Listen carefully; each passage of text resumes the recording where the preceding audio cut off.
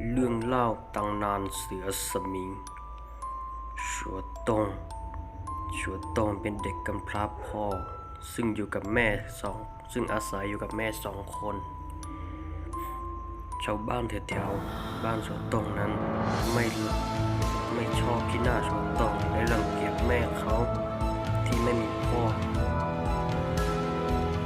และชัวตงกับแม่ก็เป็นคนที่ยากจนที่สุดในหมู่บ้านแล้วห่างจากหมู่บ้านชัวตงไปไม่ไกลมีหมู่บ้านหนึ่งหมู่บ้านนั้นซึ่งมีผู้เฒ่าคนหนึ่งซึ่งไม่ค่อยเข้ากับชาวบ้านเท่าไหร่นักทำไร่ทำสวนทำอะไรแกก็ไม่ทำปลูกข้าวแกก็ไม่ปลูกแต่แกเป็นคนชอบเข้าป่าล่าสัตว์พอได้เนื้อกวางเนื้อแก้งเนื้อหมูป่าแกชอบเอามาแลกข้าวสารแล่นู่นแล่นี่แลกเกลือแลกอะไรมากินมาใช้ในบ้านซึ่งผู้เฒ่าคนนี้ไม่มีใครรู้ว่าแกเป็นอะไรหรือว่าแกมีวิชาคาถาอาคมอะไรเวลาที่แกไปป่านั้นแกชอบไปคนเดียวไม่ชอบพาใครไปด้วยแต่แกไปเมื่อไหร่มักจะได้แก้งหรือกวางหรือหมูป่าแกไปแกไม่เคยพลาดแต่แกไปป่าแกไม่เคยพกปืนแกพกแต่หน้าไม้อันเดียวเท่านั้นหน้าไม้อันเดียวแล้วก็มีดเล่มหนึ่งแกไปเมื่อไหร่ได้แกไปเมื่อไหร่ก็ได้ชาวบ้านแถวนั้นได้ขอร้องแกว่าให้แกพาเขาไปด้วยเขาก็อยากไปกับแกเพราะแกไปแล้วได้เขาไปไม่เคยได้เลยเขาอยากไปกับแกนักแกก็เลยบอกว่าพวกเองไปไม่ได้หรอกเข้าไปคนเดียวเลยดีแล้วถ้าข้าไปคนเดียวได้แต่ถ้าพวกเองไปกับข้ามันอาจจะไม่ได้และมันไม่ได้เลยหลังจากนั้นมาไม่นานผู้เฒ่าคนนั้นได้เดินมาตามได้เดินมาแถวบ้านชัวตงเดินมาในหมู่บ้านชัวตงแล้วก็ดูทุกๆหลังคาบ้านเดินไปเดินมาชัวตงเห็นชัวตงก็งงผู้เฒ่าคนนี้เดินมาทำอะไรวะเนี่ยเพราะว่าเฒ่าคนนี้เดินมาเจอชัวตงแล้วก็ถามชัวตงว่าไอ้นุ่มเองเนี่ยอยากเรียนวิชาคาถาอาคมไหมชัวตงบอกว่าข้าอยากเรียนสิครับแต่ว่าไม่มีใครสอนข้าไม่มีพ่อแม่ข้าเป็นคนยากจนไม่มีใครอยากสอนข้าก็เลยไม่เป็นผู้เฒ่าคนนั้นบอกว่า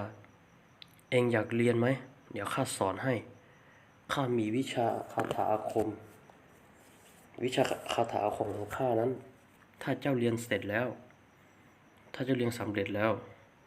เจ้าจะไม่กลัวใครต่อถึงแม้เจ้าไปอยู่คนเดียวในป่าลึกเจ้าก็ไม่กลัวเสือสารเจ้าก็ไม่เคยกลัวถ้าเจ้าเรียนสำเร็จเพราะฉะนั้นชัวตงก็เลยบอกว่าข้าก็อยากเรียนนะแต่ว่าข้าไม่มีเงินให้ท่านหรอกผู้เฒ่าคนนั้นบอกชัวตงว่าเรื่องเงินทองไม่ต้องห่วงหรอกข้าสอนเจ้าให้ฟรีๆเพราะข้าดูเจ้าเป็นคนดีคนขยันซึ่งได้หาได้ยากนักข้าก็เลยอยากสอนเจ้าที่จริงถ้าสอนให้คนอื่นต้องคิดเงินคิดทองแต่เจ้าเป็นคนขยันข้าเลยอยากสอนให้เจ้าและชัวตงก็บอกว่าโอเคครับดีเลยถ้าท่านสอนให้กับข้าก็ยินดีที่เป็นลูกศิษย์ของท่านและข้าขอบคุณมากที่ท่านถ้าท่านสอนข้าแล้วผู้เฒ่าคนนั้นก็เลยบอกชัวตงว่าแล้วเจ้าใจแข็งใจกล้าพอไหมชัวตงบอกว่าข้าใจกล้าพอใจแข็งพอที่จะเรียนแล้วผู้เฒ่าคนนั้นก็เลยบอกชัวตงว่าวิชาของข้านั้นต่อให้เจ้าเรียนได้แต่ถ้าใจเจ้าไม่แข็งพอ เจ้าไม่กล้าหาญพอ เจ้าก็ใช้ไม่ได้ผล เพราะฉะนั้นข้าอยากทดสอบเจ้าหน่อย เจ้าจะว่ายังไงฉวตงบอกว่าได้เลยทดสอบอะไรก็ทดสอบมาเลยข้ารับได้หมดเลยผู้เฒ่าคนนั้นได้เอามือล้วงไปในกระเป๋าของตนเองแล้วก็ได้หยิบเนื้อมาก้อนหนึ่งซึ่งฉวตงไม่รู้ว่าเนื้ออันนั้นคือเนื้ออะไรอาจจะเป็นเนื้อกวางหรือเนื้อหมูป่าหรือเนื้อเก้งแต่ถ้าเนื้อสัตว์ป่า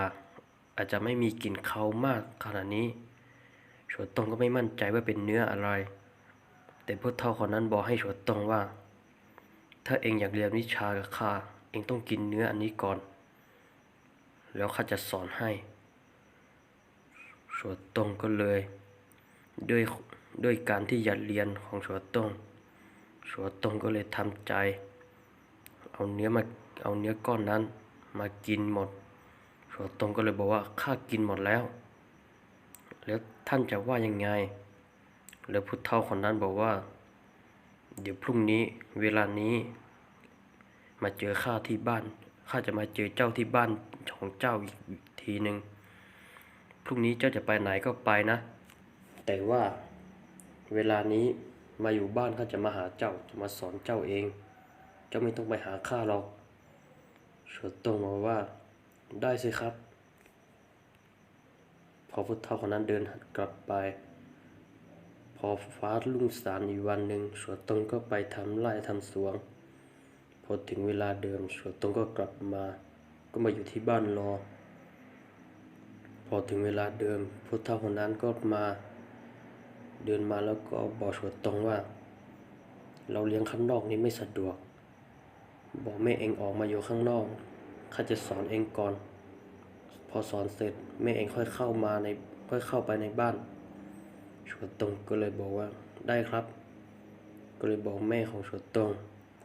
ให้ออกมาอยู่นอกบ้านแล้วฉวตงกับผู้เฒ่าคนนั้นก็เดินเข้าไปในบ้านแล้วก็ปิดประตูแล้วผู้เฒ่าคนนั้นก็เลยสอนให้ฉวตงผู้เฒ่าคนนั้นบอกว่าเจ้าเรียนแค่เดือนเดียวเจ้าก็เรียนสำเร็จแล้วข้าจะสอนเจ้าวันละ3 คำเท่านั้นจะไม่สอนมากกว่านี้เดี๋ยวเจ้าจำไม่ได้เวลาข้าสอนเจ้าก็จำให้ดีๆฉวตงบอกว่าได้ครับข้าจะจำให้แม่นยำเลยพอผู้เฒ่าคนนั้นสอนเสร็จก็เดินกลับไปแล้วก็หลังจากนั้นผู้เฒ่าคนนั้นก็มาสอนฉวตงทุกวันทุกเย็นแต่แกจะสอนแค่วันละ3 คำเท่านั้นพอ1 เดือนผ่านไปแกก็บอกฉวตงว่าข้าสอนเองคืนนี้เป็นคืนสุดท้ายแล้วพรุ่งนี้ข้าจะมาสอนเองอีกพรุ่งนี้ข้าจะมาให้เองอีกรอบนึงเพื่อจะมา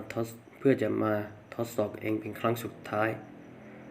ฉวตงบอกว่าได้สิครับไม่มีปัญหาพอผู้เฒ่าคนนั้นกลับไปพอพรุ่งนี้ถึงเวลาพอฟ้าสางถึงเวลาเดิมผู้เฒ่าก็มาถึงที่ฉวตงแล้วก็บอกฉวตงว่า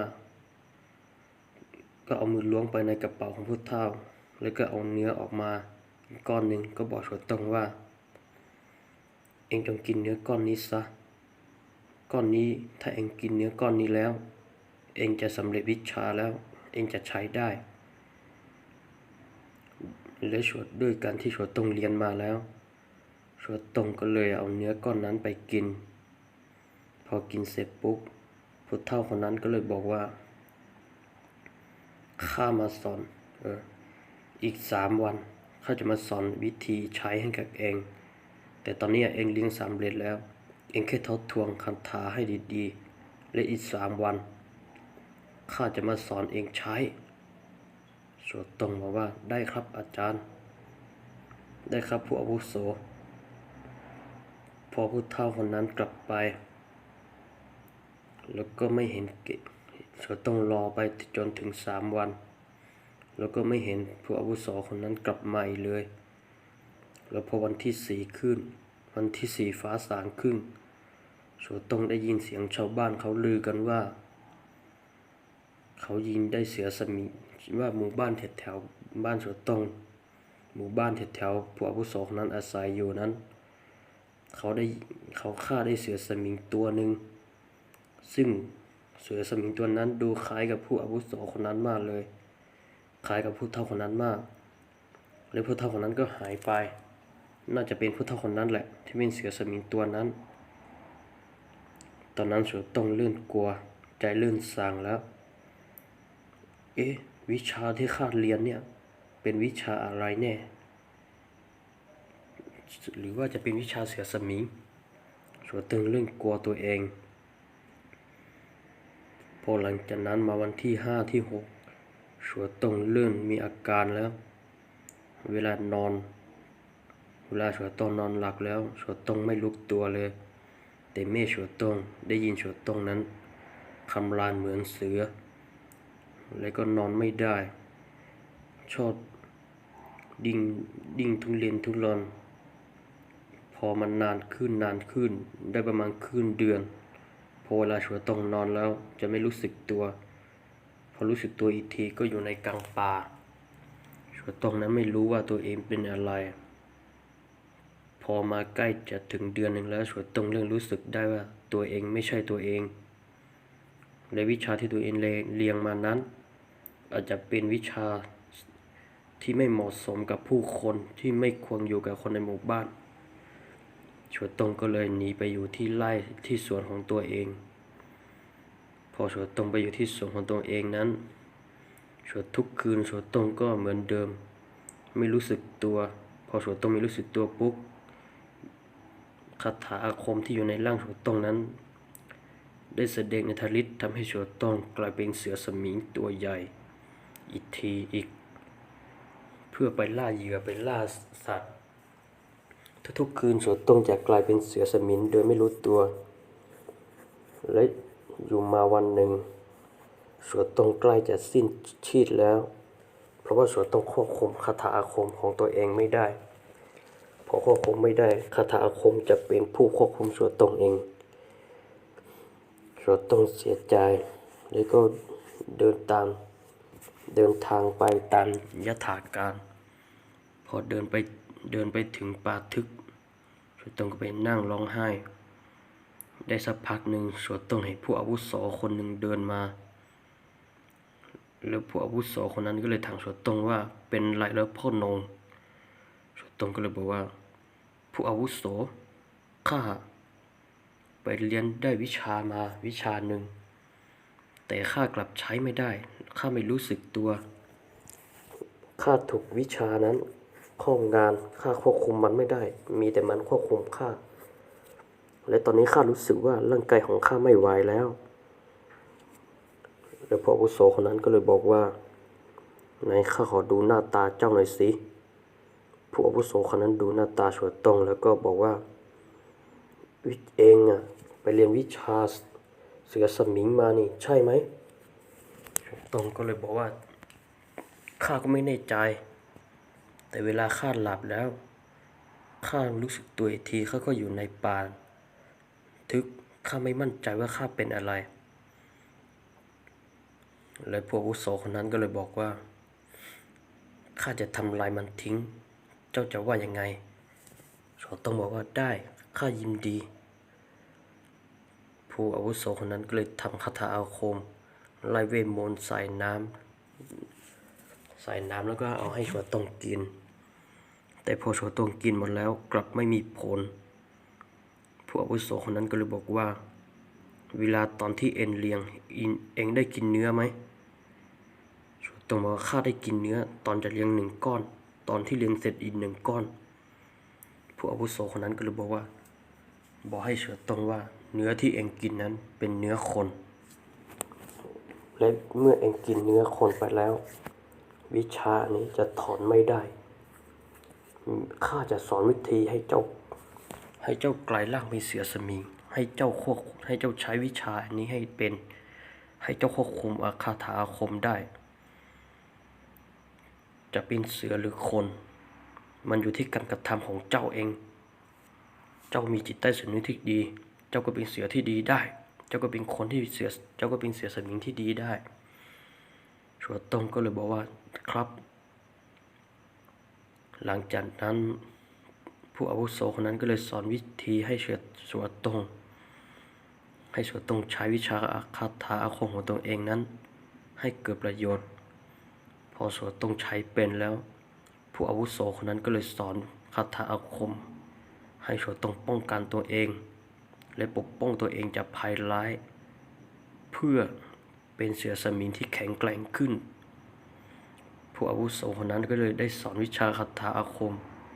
ให้ชัวตงกระบังร่างของตัวเอง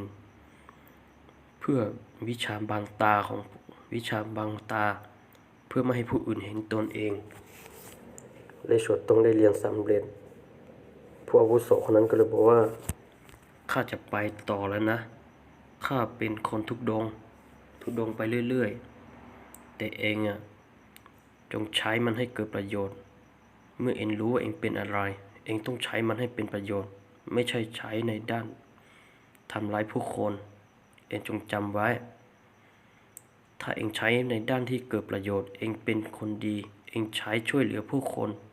เองจะอยู่นานอยู่อีกยาวไกลชัวตงก็เลยบอกว่าครับข้าจะทำตามที่ท่านสอนข้าสวัสดีครับพ่อแม่พี่น้องชัวตงตำนานเสือสมิงตอนที่1จบแค่นี้นะครับขอบคุณมากนะครับที่ติดตามมาถึงช่วงสุดท้ายและรอติดตามตอนที่2ได้เลยนะครับ